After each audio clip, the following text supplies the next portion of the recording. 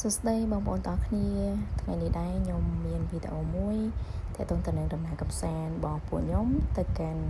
វាលវែងឬក៏ភ្នំ1005ខេត្តពោធិ៍សាត់ចា៎ជាដំបូងគឺយើងបានរៀបចំចេញដំណើរគឺបៀតភ្លឺតែម្ដងជាមួយនឹងគ្នារបស់យើងចំនួន6នាក់គឺ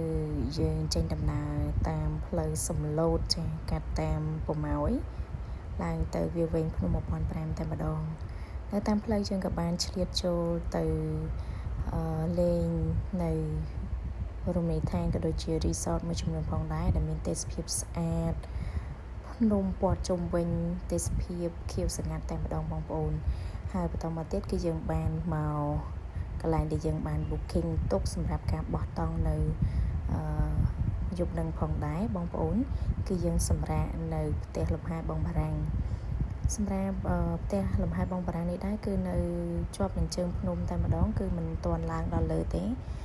ហើយចំពោះកន្លែងសម្រាករបស់យើងផងដែរគឺមានទេសភាពស្អាតចាយើងបោះតង់នៅ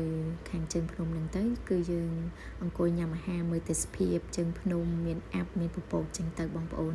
ទេសភាពស្អាតខ្លាំងមែនទែនធម្មជាតិខៀវខ្ចីហើយនេះគឺជាទិដ្ឋភាពខាងមុខresort ឬក៏ផ្ទះលំហែបងបារាំងផ្ទាល់ចាគឺបែបលក្ខណៈធម្មជាតិ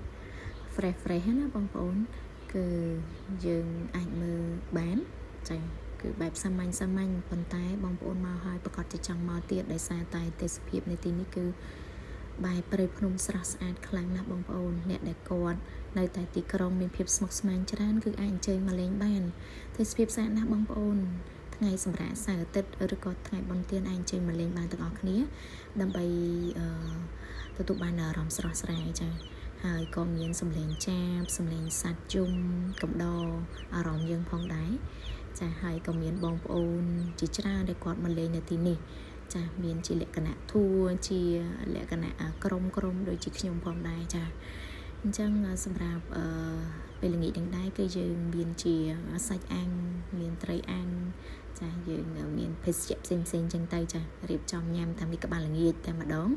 ហើយនេះមកឆ្លៀត selfie មុខខ្លួនឯងបានតិចដែរកុំឲ្យបងប្អូនថាអីអត់ឃើញមុខសោះបន្តមកទៀតនេះចាគេមានដុតជាភ្នក់ភ្លើងសម្រាប់ឲ្យយើងមកអង្គុយលេងអាំងភ្លើងចាឬក៏រាំជុំវិញភ្នក់ភ្លើងក៏បានដែរប៉ុន្តែពេលហ្នឹងគឺខ្ញុំបានរាំទេគ្រាន់តែថតបន្តិចបន្តួចចាព្រឹកបន្ទាប់គឺឡើងមកដល់ខាងលើផ្លូវបន្ទប់អាំងនេះតែម្ដងបងប្អូនចាទេសភាពស្អាតខ្លាំងណាស់ចាពណ៌ខៀវខ្ចីមានភ្នំព្រៃព្រឹក្សាចាស្អាតមែនទែនបងប្អូនផ្លូវបន្ទប់អាំងនៅក្នុងទឹកដីនៃខេត្តពោធិ៍សាត់ចាបន្ទាប់មកគឺយើងមកដល់ថ្មដែរចាទេសភាពរឹតតែស្រស់ស្អាតដោយសារតែមានស្ពានចាមានទឹកស្ទឹងហូរកាត់ចារឹមបែបនេះគឺស្អាតខ្លាំងណាស់បងប្អូនហើយបន្ទាប់មកគឺយើងធ្វើដំណើរមកខាងលើបន្តិចក៏មានទេសភាពស្អាតដែរត្រង់នេះគឺព្រៃភ្នំខៀវខ្ចីតែម្ដងបងប្អូនអញ្ចឹងសម្រាប់បងប្អូនដែលចង់មកទស្សនាអាចមកទស្សនាបានមកលេងកំសាន្តថតរូបអីអញ្ចឹងណាបងប្អូនទទួលបានអារម្មណ៍ស្រស់ស្រាយជាពិសេសនេះខ្យល់អាកាសបរិសុទ្ធចាគឺធ្វើឲ្យអារម្មណ៍យើងស្រឡះល្អបន្ទាប់ពីដើរថតរូបរៀងអស់កម្លាំងហើយគឺយើងមកចំអិនអាហារសម្រាប់ញ៉ាំនៅពេលថ្ងៃត្រង់ផងដែរចាមានស្ងោរជ្រក់មាន់មានពងទាចៀនមានអីចឹងទៅចាសាមញ្ញទេបងប្អូនហើយយើងអង្គុយជាប់ជាមួយនឹងមាត់ទឹកចាហើយថ្ងៃហ្នឹងគឺញ៉ាំបណ្ដើមើលទេសភាពបណ្ដើចាស្រស់ស្រាយមែនទែន